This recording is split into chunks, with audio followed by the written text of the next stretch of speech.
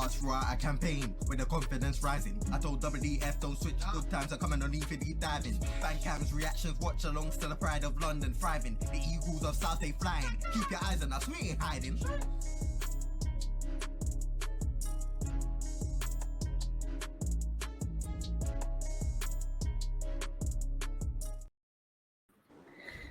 Yes, guys, welcome back to Eagle-Eyed Football, and we're doing Tact-Euro again, but no, it's not called Tact-Euro today. It's Tact-Euro, because we're going to be talking about how dead England are in the Euros. We're going to be trying to break it down. Granted, loads of other people do this. We've seen it all before. We know we're probably going to say very similar things that other people are saying, but we do it on Palace, so why don't we do it on England as well? But as always, I am joined here with Mr. Statman Dan. How's it going? Yeah, all good. Been enjoying the Euros, actually. I think it's been a really, really good Euros so far. And yeah. Do you want to give us a quick rundown of what happened when you went to the game? Because we saw your vlog, but are there any parts that we missed? Are any very Dan moments in there that weren't nothing filmed? Really. I mean, there might have been a couple wavy videos afterwards. I was like, nah, that can't really go. Whoever I'm talking to / me is probably just talking a load of rubbish. So yeah, no, it was good. I mean, to be honest, for me, the main thing is the vibe. The vibe was just so good. We stayed in Dusseldorf, and there was England fans, Scotland fans, Austria fans, obviously Germany fans, and everyone was just having a nice time. The Germans are such a sound group of people. They're very friendly, and they could do enough to help anyone there. And yeah, no, it was overall really good. I said in the vlog, but I think in the future I'd make a point of going to tournaments, even if you don't necessarily get a ticket for the game, just because the vibe is just so good, and you just chill out and just enjoy it really. Yeah. I think Dan's got a little bit of static in his voice. So maybe if you try to pull your headphones out and try and do it how you was going to do it before. How's that? I think it's still happening. Wait, say again? Hello. It's still happening, isn't it? If anything, it's worse. That's really weird. Yeah, I think we could hack it for one video. But Rich, you are not normally a member of the Tact-Euro crew. What are you doing here? Cheers for that. See you later, mate.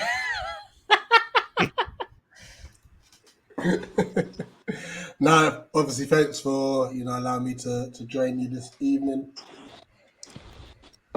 I just want to share my viewpoints on the lack of tactics in this England squad and where he's going wrong. But I think this is kind of this is just Southgate, isn't it? This is what he does. So yeah.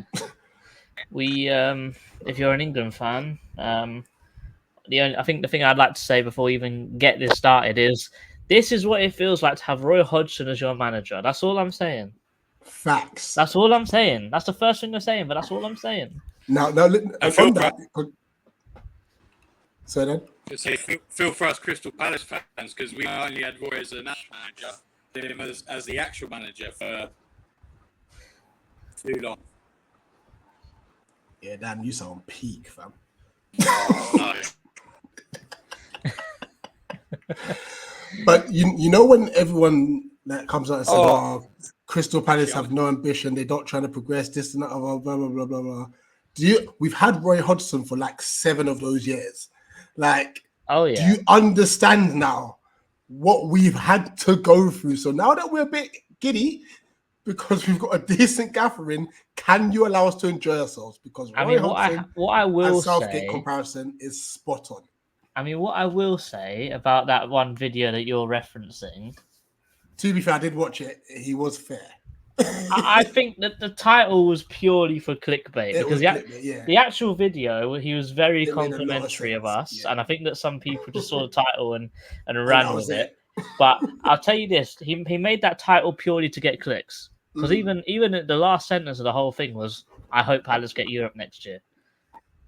So, Well, it it is what worked. it is. It worked because the amount of people that got rattled by it. Oh, Like, did you watch the video? yeah. He's never making a video on Palace ever again after that. that's what I'll say. But let us get into the team which was selected for Euro 2024.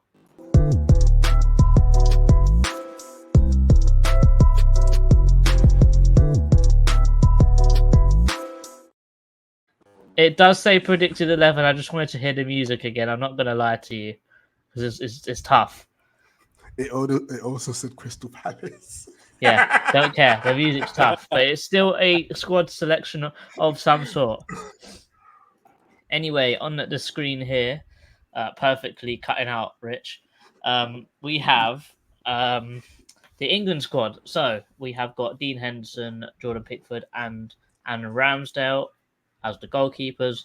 Lewis Dunk, Joe Gomez, Mark Gay, Ezri Konsa, Luke Shaw, John Stones, Kieran Trippier, and Kyle Walker as the defenders. The midfielders are Trent Alexander-Arnold, which is, I guess, foreshadowing for what we're going to talk about later.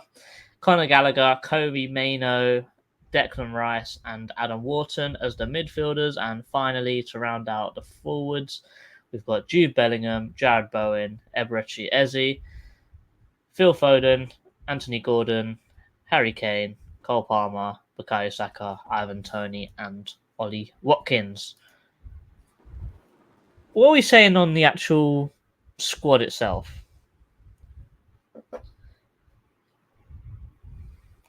I'll take this one on. Yeah. I mean, obviously, from a Palace point of view, it's amazing that we've got 4 players in. We could obviously be greedy and say Mitchell deserved to call up, especially knowing that Shaw's injury record ain't been great. Other than that, it's Southgate type picks. I mean, I'm glad that actually no. I'm gonna give him some credit. Actually, sorry. Like, cause the likes of like Gordon and Bowen and Mainoo, even Watkins, like before, he wouldn't have picked the players that had done well for their club. Like, he would have picked just the players that he knows, isn't it? But then on the flip side of that, I think injuries played a massive part in that decision too. You think if Harry Maguire was fit, it might, I don't know, would it have been, that's a good question. Maybe Gay or Dunk might have missed out,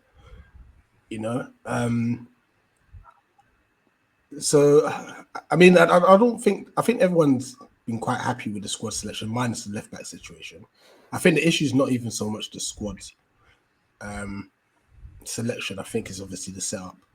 Granted, I personally do think, especially the way that Southgate plays, Rashford should have gone. Dan, what do you think? I think. Sorry, I'm just trying to leave on this iPad. I think overall, there was a few that you kind of thought, well, why are they in there? And I do agree. I do think injuries did play quite a big part in it all. Like, for example, had Shaw actually had a whole season under his belt, I do think he would have been an easy first choice left back. But then I think, like, to not take, for example, Tyron Mitchell, who is like a recognised left back, or even removing bias aside, like not taking a Lewis Hall or Livramento,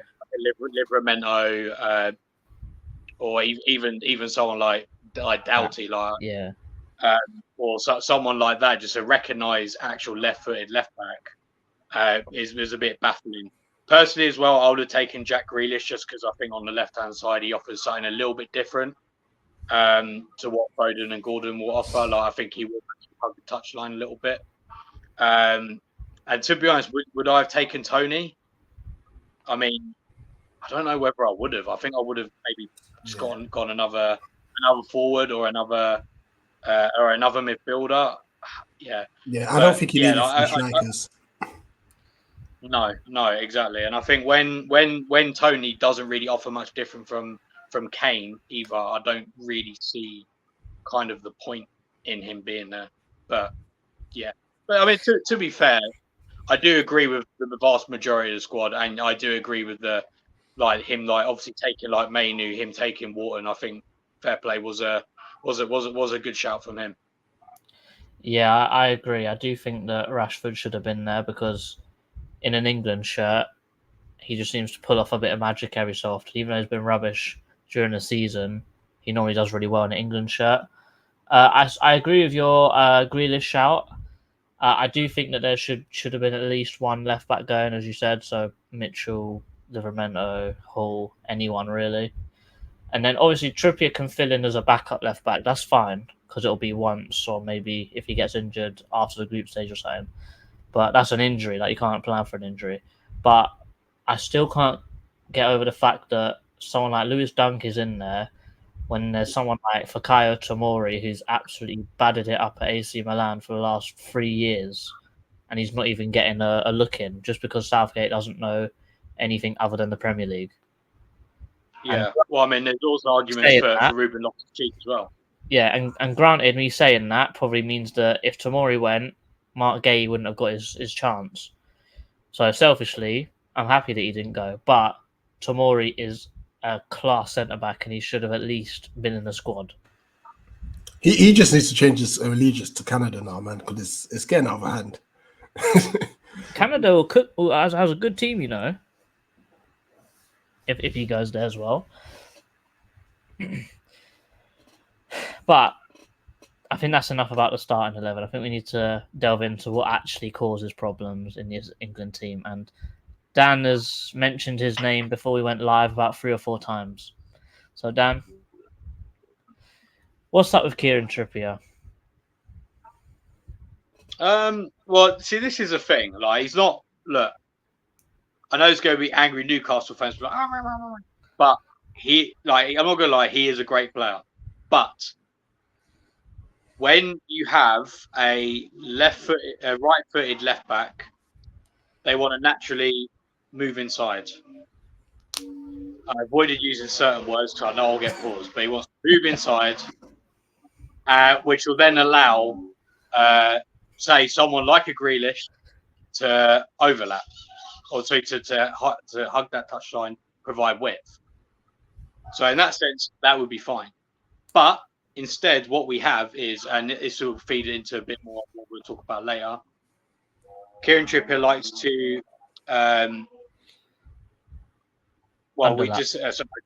so he likes to underlap, but then also when you then pair that with Foden on the left wing, that doesn't really work because, and I've got a little graphic here, just to show you all. This is a screenshot. Now, as you can see here, my terrible drawings. It's quite hard to actually try and frame one idea in one screenshot, I found. But basically, that's what you end up with. You have Kieran Trippier moving inside, and Phil Foden, who's done it brilliantly for City, also wants to move inside. Now, when you look at that, you think, okay, fine. But when considering that the teams will play against, generally speaking, we're going to be playing low blocks, especially early on in the tournament. So we're going to need someone to basically go into that space on that left-hand side, try and provide that width. Because the thing is, if you're playing against a low block, you've either got to try and get beyond it or get around it. Now, I've got some more screenshots I'll show later to demonstrate how bad we are at doing that. But if you're basically removing all that width from the left-hand side, then you can't get around it. And that's the long and short of Kieran Trippier playing alongside Phil Foden. Like I said, had he played with Grealish, maybe a different story. Or if he played on the right side, different story. But not as a right-footed left back. Yeah, I think by having a right-footed left back, you take out the ability to get down the touchline and put a cross in. Yeah. And that is something that, you know, we made chances for. I think when Bowen came on, literally his first action in the whole game was he picked up the ball, drove to the byline, put the ball in, and Harry Kane hit the crossbar. Probably should have scored. Yeah, and exactly. by having Trippier, who's a very aggressive and attacking fullback, to just take that completely out of his arsenal, where he does that all the time for Newcastle on his right foot. We sort of handicap ourselves by just taking that part out of our game completely. Exactly, and I think I would just like to caveat, just because I know I mentioned Livramento. Like Livramento is a right-footed left, can play on a left back, but he will still hug that touchline, which Trippier doesn't. Mm-hmm. And also, by not having the left, or by not being confident on your left foot, it means he doesn't ever pass inside of his left foot. He needs to move the ball inside and then pass it inside on his right, which obviously takes more time. And he doesn't ever dribble down the outside. Whenever he's dribbling or driving on the ball, he's always trying to drive like within, and he's trying to come away from the touchline when, as you said, he should be trying to hug it. Yeah. Just quickly on the Livramento point, and this is why I think all it takes is just a shuffle of position. I think play with Kyle Walker on the left hand side then. Playing that left back, because no matter what, Kyle Walker doesn't move inside. I know he said it there. He doesn't move inside. He literally hugs the touchline. So even if he may not necessarily cross the ball in with his left foot, there's going to be width there, which means there will still be a body there. And then that means Phil Foden could naturally move inside, knowing there's a player on the outside. The issue is Phil Foden moves inside. Trippier goes down the line, but only to like maybe the midpoint of the opposition half. So he's nowhere near the edge of the box. Then cuts back. So it's just a pointless exercise, you know? Yeah, absolutely. And then also the fact with Trippier is that because he drives inside, he sort of floats. He doesn't ever come back into his position. So you'll see times where he's gone. So I'm just using our half as an example here. So he'll fly up the pitch and he'll sort of stand here, and then forget that he's sort of got to go back here again. Does that make sense? So he'll sort of chill around here, which basically means that then for Rice to get any sort of space, Rice has got to drop back, and we sort of drop into a back four of Rice, Gay, Stones, and Walker, and then you've got a double pivot of two fullbacks. Really, you've got Trippier and Trent. It looks so bad because both of these guys are naturally defenders, and then they'll start dropping off, and then you can see the issue here. It's not very very prominent because I'm only using half the pitch, but the gap between the defense and the attack is just astronomical, really, isn't it? And you can tell that because we can pass around the back just fine. The second we try and hit a ball forwards, it's a long day. And that's why you will see Bellingham doing this. That's why you see Kane doing this. And then you go from a very forward-looking formation to a mess that looks like this. Yeah, absolutely. And I think that's another problem that a lot of these players have, and what maybe the personnel on the pitch. Like, I think it is kind of a bit like the Gerrard Scholes Lampard conundrum again, because you've got all these players and they're more than happy. They want the ball to feet. They're comfortable get the ball to feet. That's why I think so many people have kind of said, well, maybe we should drop Foden on that left wing and put in Anthony Gordon, because then at least they'll provide a different ball, like a different outlet. So then, rather, because as anyone who's played football will know, like if you know what your opponent's going to do straight away, then and if they're all doing the same thing, it's so easy to defend against.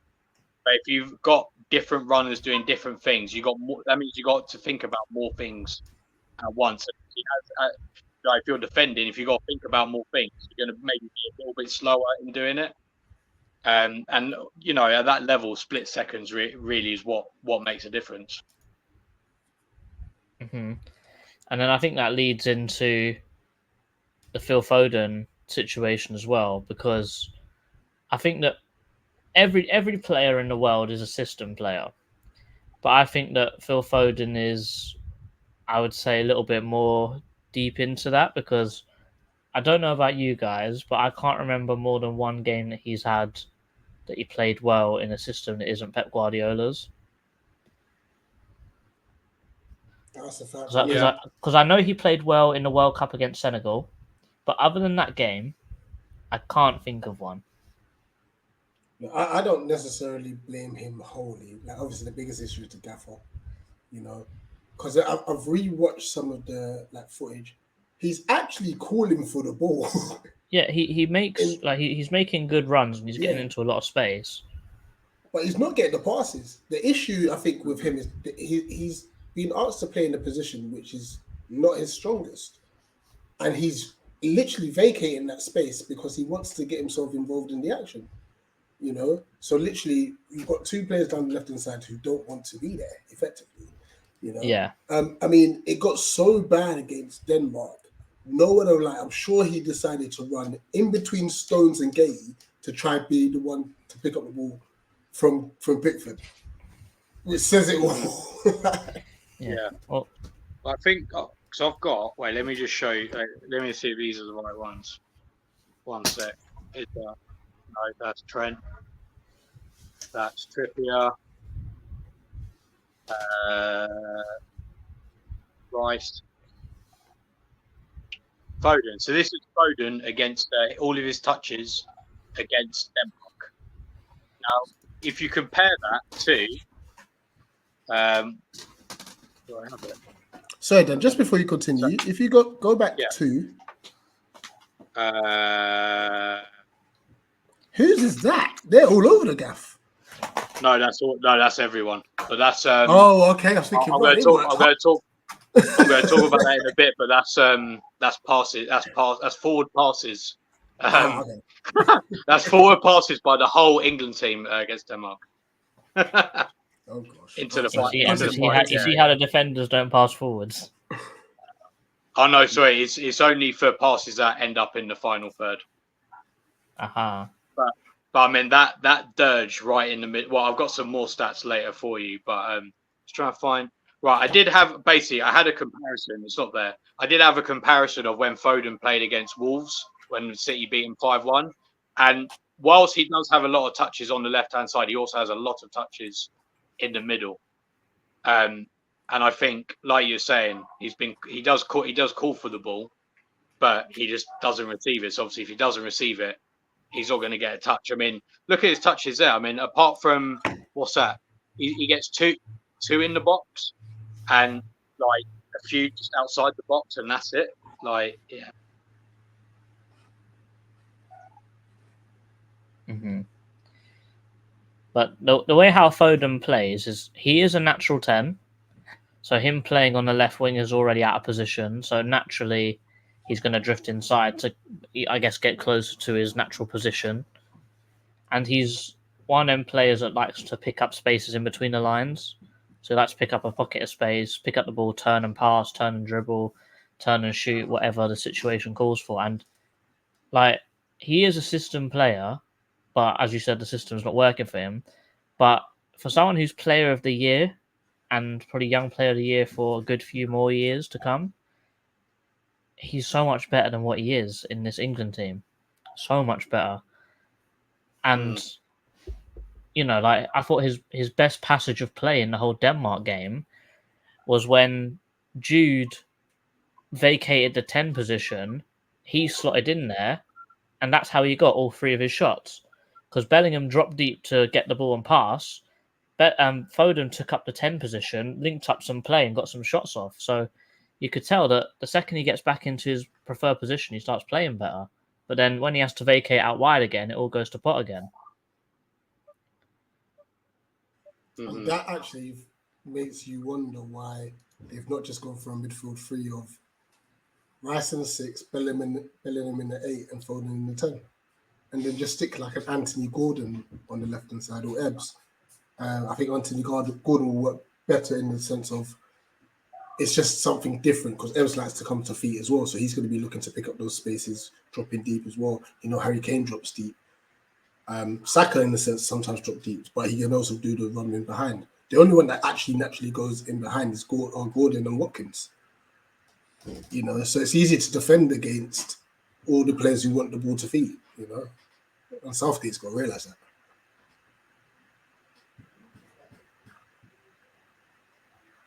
Yeah. Yeah. And I think, and also as well, like, just kind of, so I know we said it behind stage, but I think it's important to say on stream that the whole system is just imbalanced. Like, it's literally like kind of like everything's just affecting everything else. So we could talk about Foden, but we could quite easily relate that back to Kieran Trippier not holding that width, because then that means that okay, well then maybe Foden has to hold their width, or even just a case of like okay, there is no width, so therefore the defenders are able to move more narrow, and therefore they got more players in. They got a better defensive overload in those areas where Phil Foden would be, for example. So it's all just one big knock on effect, and I think after talking about Foden, who's our next victim? The next victim on this tactically minded, not biased at all show is Trent Alexander-Arnold. I'll start with this one. I think that he's playing in the midfield purely for one diagonal pass. Yeah. I genuinely think he's in that midfield to play that one pass out wide to Phil Foden. But guess what? Foden doesn't hold the touchline. You're getting that long pass to Trippier, who will trap the ball and then cut inside instead of run down the wing. And guess what?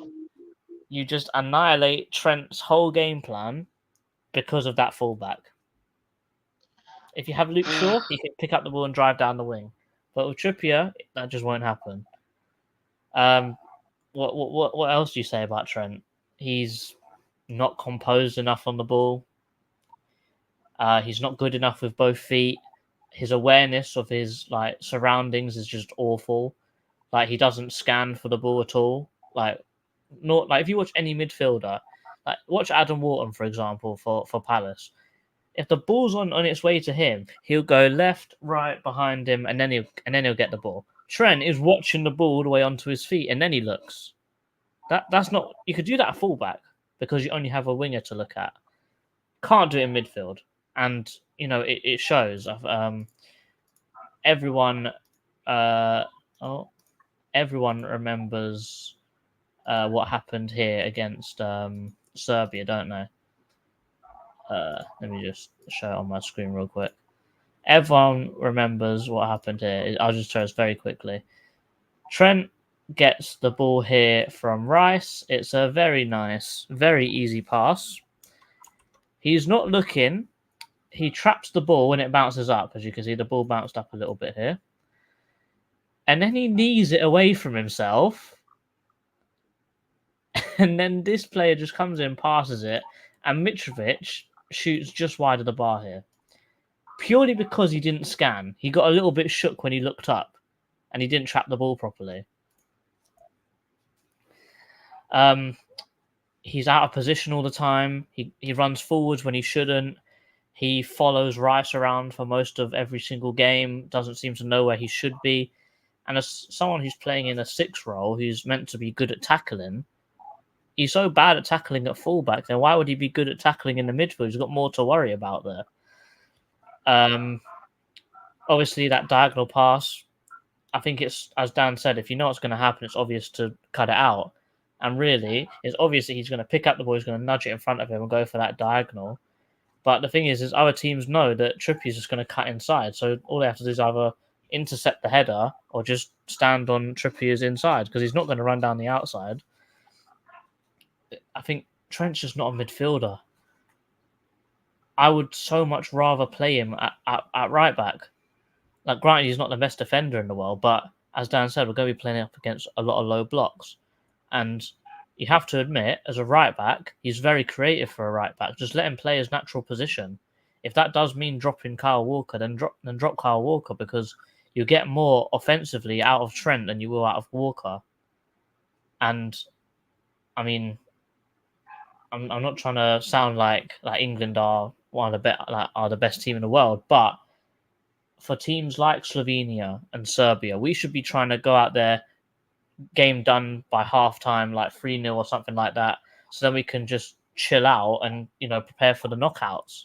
But by playing the games like how we are, we're running our players into the ground already, and we're not even out of the groups. Yeah, I agree. And also with Trent being so bad as he is, he's not giving Kane any service. Saka has to come so deep to get the ball. Like Kyle Walker has to literally run next to him and say, "Look, give me the ball so I can go forwards." And his decision making is just not good enough to be in the midfield. Basically, put him at fullback. Definitely. I think it's a shame because I think like when he's playing or when he has played that kind of sort of inverted-ish kind of midfielder role for Liverpool, when he's in that right-hand half space and he can just either ping balls through or just slide a little through ball through, like he's absolutely fantastic at doing that. But in the midfield, I agree. Like I feel like and I thought, especially against Denmark, I thought they had a very clever and decent press. Like they were just him and Rice were just getting caught out in that middle like all the time, just because one, they don't work well together, and two, like you said, Trent just didn't really have the awareness to kind of just turn and pick out a pass. Mm-hmm. The Trent experiment needs to end. Absolutely. But we know there's only one person that can fill that role. It's Conor Gallagher. It's Calvin Phillips. You know what? Yeah, with this whole Calvin Phillips thing, one, Southgate needs to get over himself, but two, big up Wharton for bigging up himself as well, saying, "Bruv, I could do that job. Why can't I do that job?" Because for someone as young as him to be bigging up himself and saying, I don't fully agree with what the gaffer said here. Like that's as people on Twitter say, that is aura. I think that's the craziest thing, isn't it? Like I could kind of like be like, oh, fair enough, if there genuinely wasn't like a proper like metronome type player, like a Calvin Phillips used to be. But he literally picked Wharton to be in the squad. Yeah, he said we've got no replacement, but you've got someone better. Maybe that's why he said no replacement, because Wharton's better. Who knows? Right. 4D chess.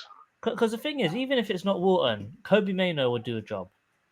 Granted, he's not the kind of metronome that, as Dan said, of Wharton, where he'll just play the easy passes, keep it ticking over. Wharton, Mainoo will try and dribble the ball and make something happen. But still, either of those are better than Trent. And both of those are way more creative than a Conor Gallagher, who is rumoured to be starting tomorrow. I just don't see what that solves. It solves the cardio problem, but that's about it. Absolutely. I think he should have got himself sent off, you know. I'm actually surprised in the Denmark game.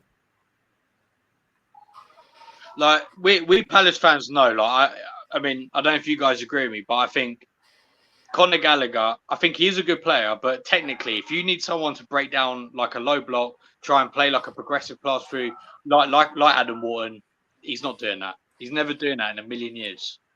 No, Conor Gallagher is only good in the 10 position, closing down centre backs. Yeah, and pause this, but finishing inside the box. That's what he's good at. Yeah, I agree. I agree. I mean, that wasn't a pause moment, but that was really good.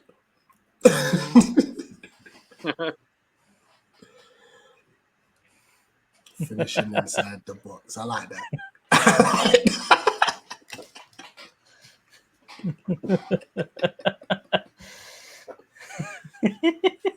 I'm going to mute.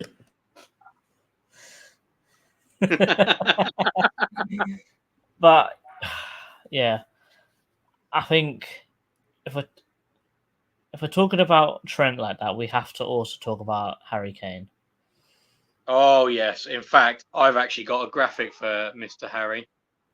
This I saw another football podcast say it, and they said that if Harry Kane plays in a team and he does his drop back nonsense, the team becomes a Harry Kane team, and if Harry Kane doesn't play well, the team doesn't play well.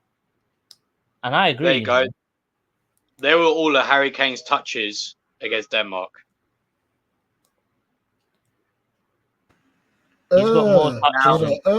Now, not only, I mean, I don't know how many touches that. 22 touches, right?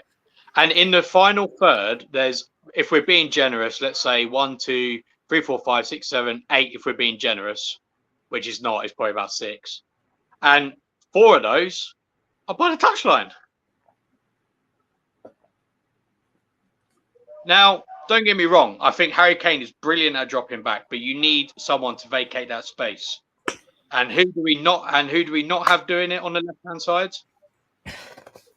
Phil Foden. Phil Foden. So this is what we're saying. Just everything just kind of moves into each other. But Yes. yeah, I mean, credit to him. He did score, and he nearly scored against Serbia. But I mean, you can't. Like, I'm not going to have a guy at him for dropping deep, because I think he's brilliant at doing that. And I think if you play him, you expect him to do that. Yeah, but you know what? He's good at doing that when he was at Spurs, because Spurs had Son. wingers that would do the running for him, and plus Spurs midfield weren't good enough. But in England, you should expect there's enough quality to just stay in the 6-yard box. Like, don't cut out everyone else's space, especially if you know that Foden's gonna move inside.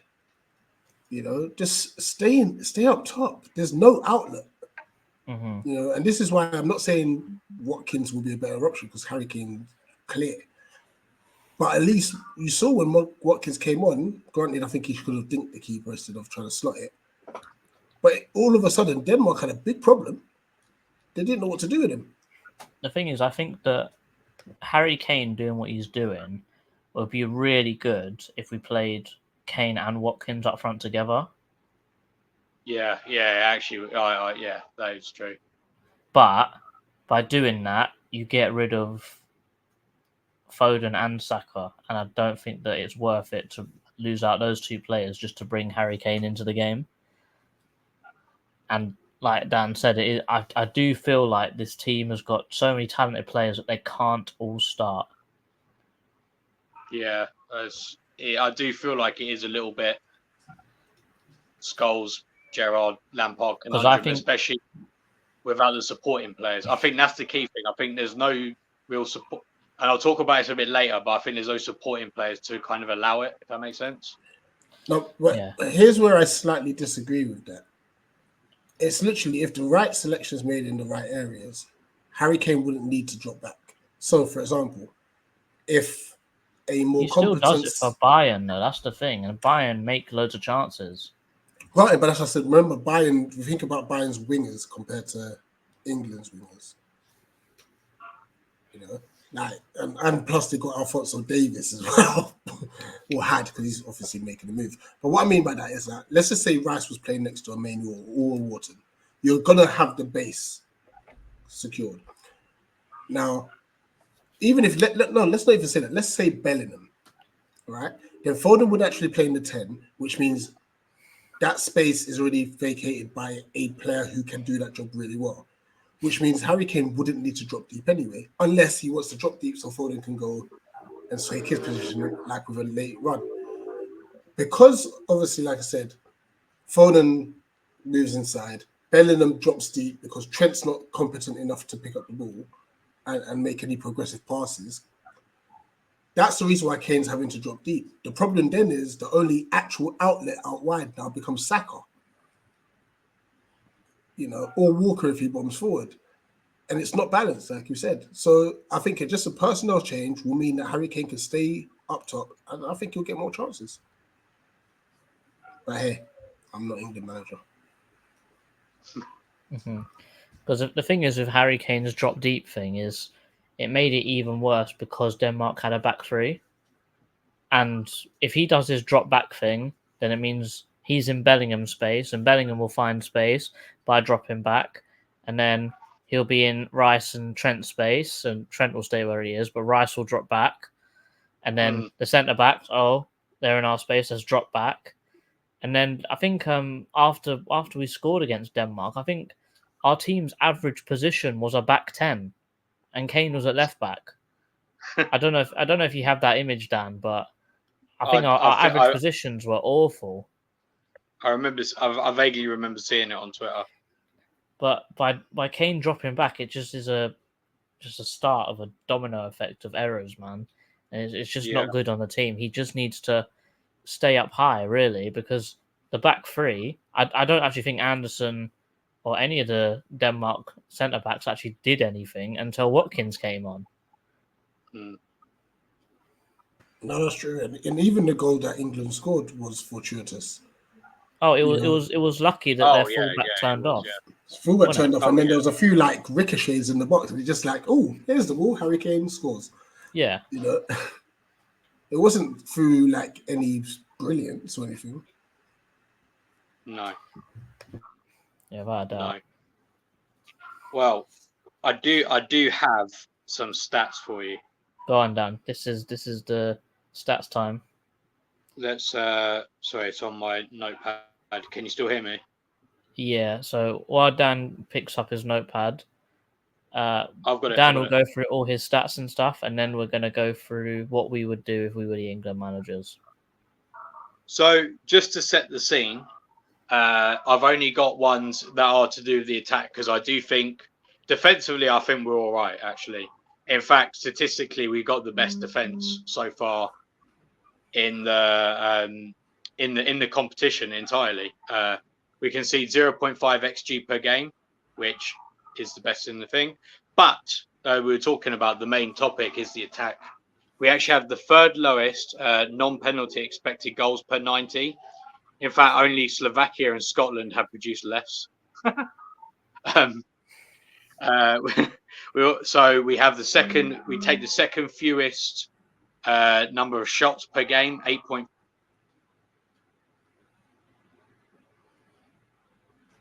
Dan, you're gone.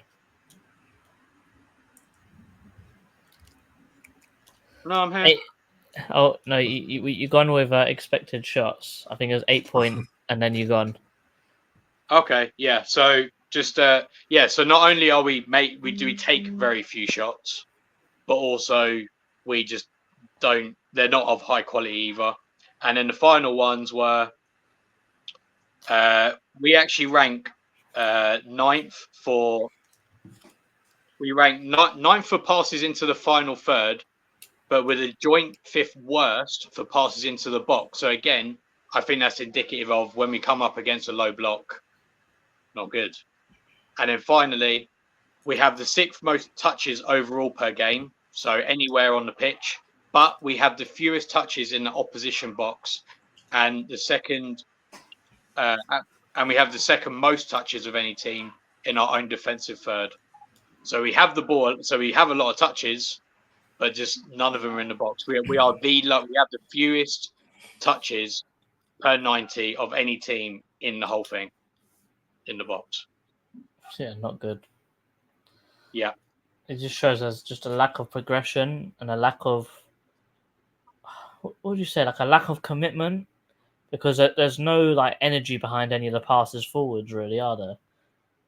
Well, yeah, exactly, and I think I could talk about the stats, but I think watching the games, I think the eye test completely backs it up.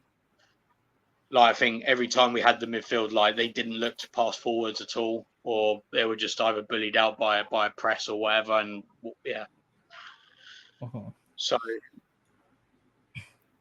So if we were the if Eagle-Eyed Football was the manager of the England national team, how would we go about setting this team up?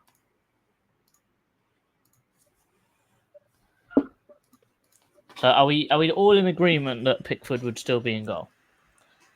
Hold on. Is this for the Slovenia game or in general? You mean? Yeah. So let's build this for the Slovenia game and for the foreseeable future. Let's say. Let's say for Slovenia, let's say we go full strength. How do we go from here till the end of the tournament?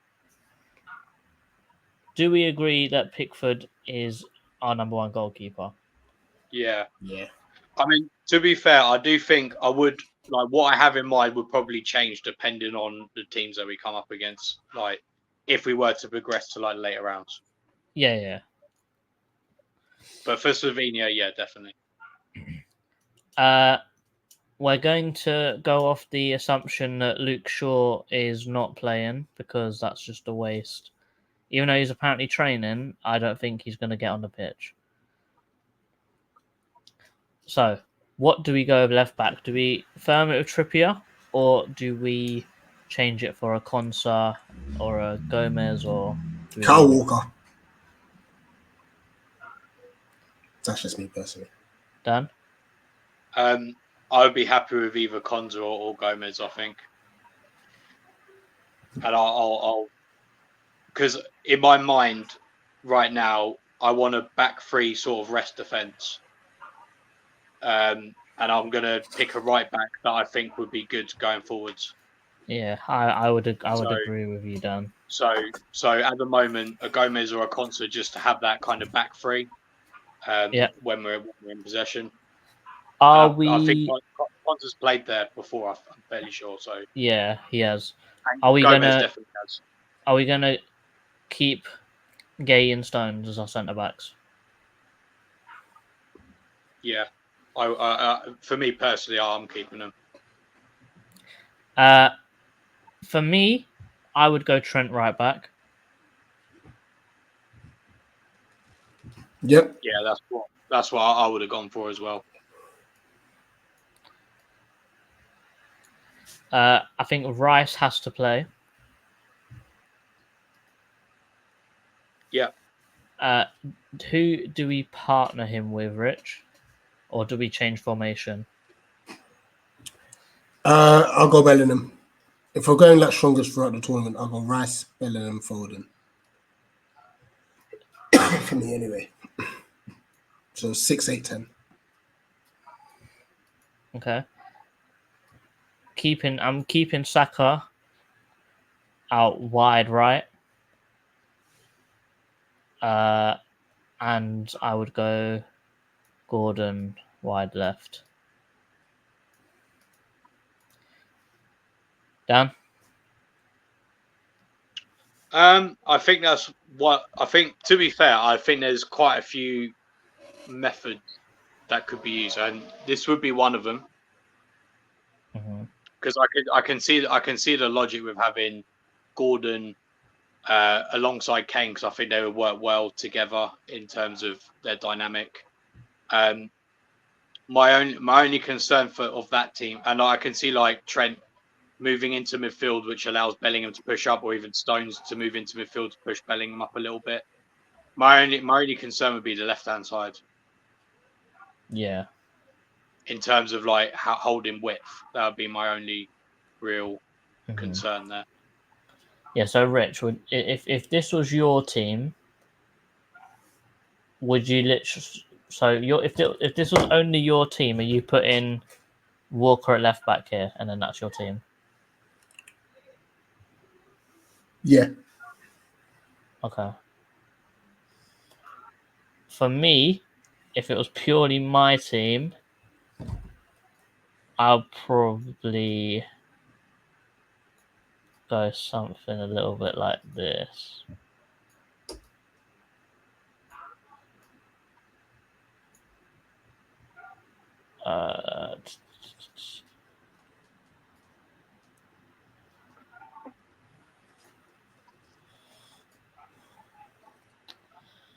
Oh man, this is tough because I want to put Shaw there, but I can't,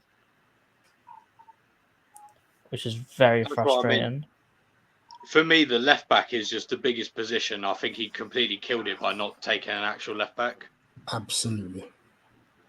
Because the thing is, like, there's so many like that team there would be, in my opinion, would be absolutely fine. Again, if we had Shaw holding that left hand side, or just like, so I've got several ideas in my head, but all of them seem to fall down at the point where, oh, a decent left back would have been good.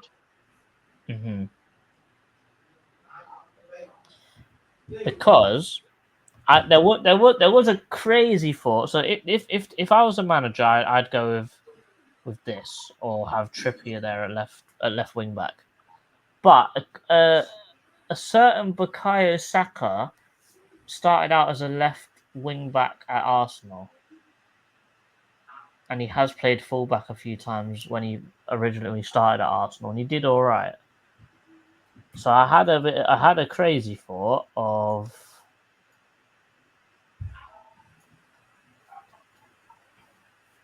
that. Yeah, you can't take away what Saka's done. But I think Saka's too good to do Yeah. that, though. Yeah, I agree. The other one that I was thinking about, but this is harsh though, because Saka does get dropped in this one.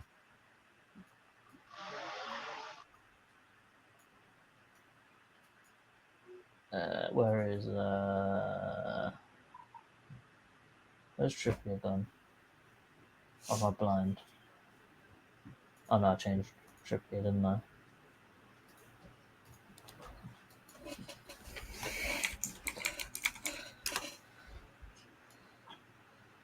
Yeah, this one.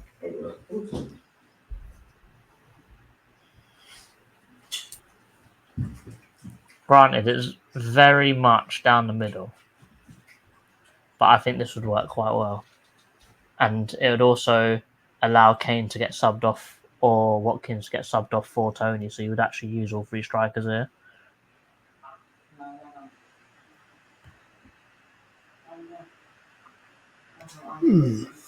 But it's harsh because Saka does get dropped here.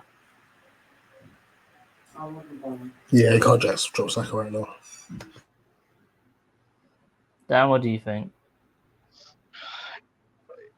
It's that left hand side. It's that left hand side again.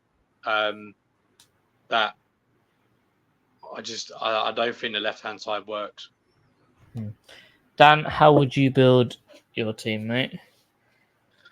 Well, again, the left hand side is a problem, but the back four I would have stuck with what we had. But to be honest with you, I would have. So what was it? Konza, Stones, Gay, Trent. I would have had Wharton where Bellingham is. I'm not necessarily taking Bellingham off.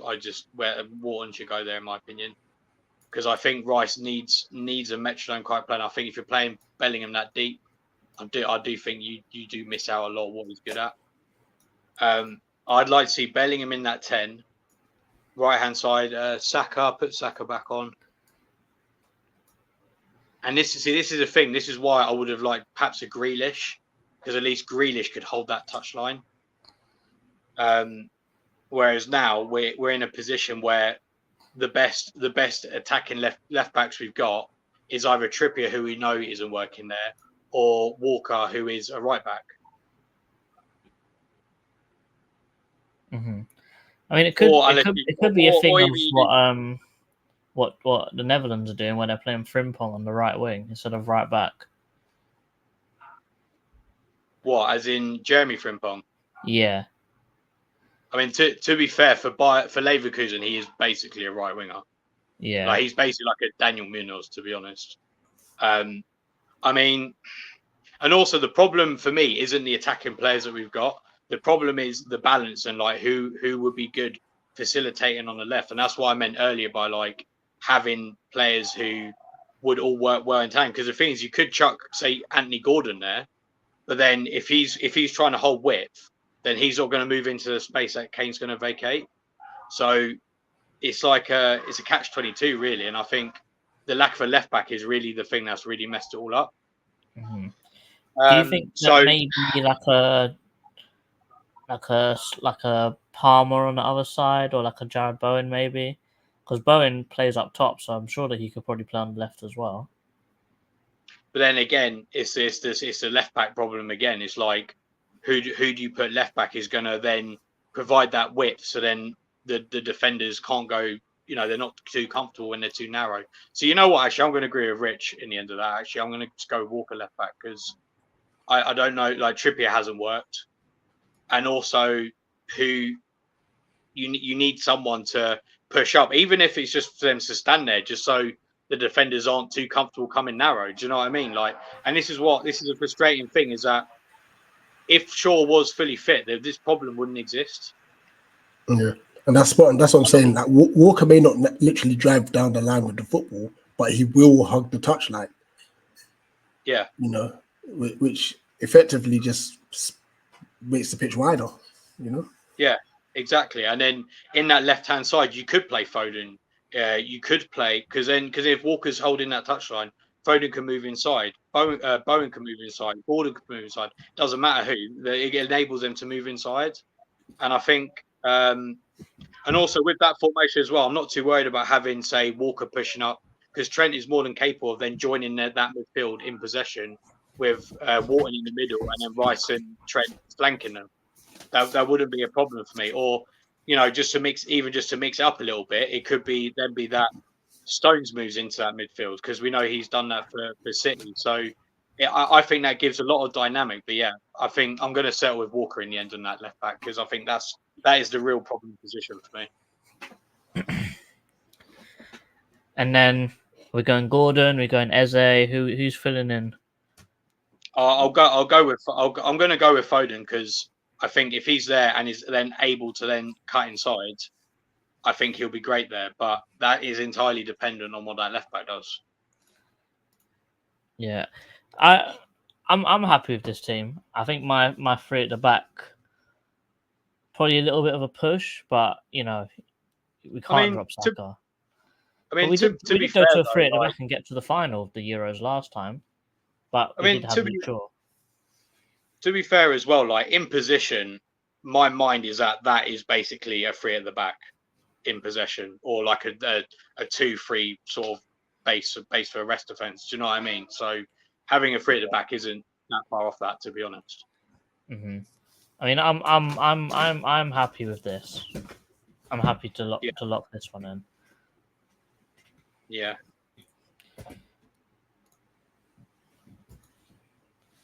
But yeah, I think the only thing to do now is how far do you think we're going to get in this tournament? Because granted, we have to take into account everything we've just spoken about, and the fact that is Southgate going to change any of it, or is he going to just stick to what he's doing?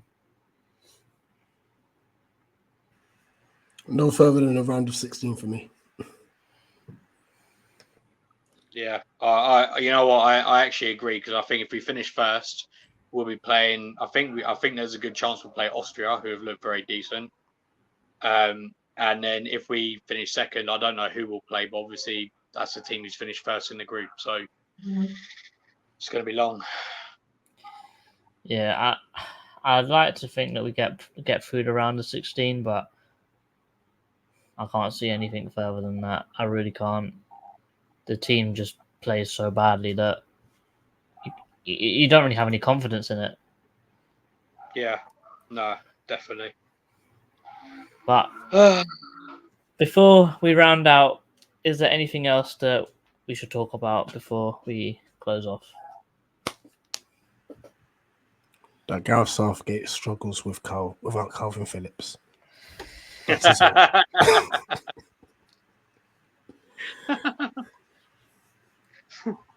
Nah, don't talk about it. I'll end up getting riled. Don't.